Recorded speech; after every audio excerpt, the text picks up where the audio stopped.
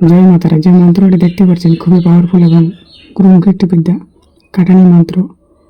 এই মন্ত্রটি দ্বারা আপনারা আপনাদের শরীরের যত রকমের দোষ দোষী কাটানি করতে পারবেন।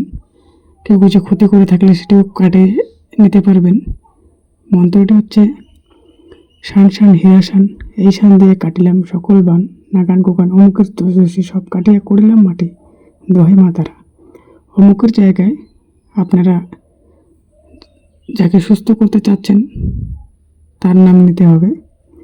এই মন্ত্রটি আপনারা জল নেবেন 1 গ্লাস, অবশ্যই যেখান থেকে যে পাত্র থেকে জলটি নেবেন জলটি জাগিয়ে নেবেন।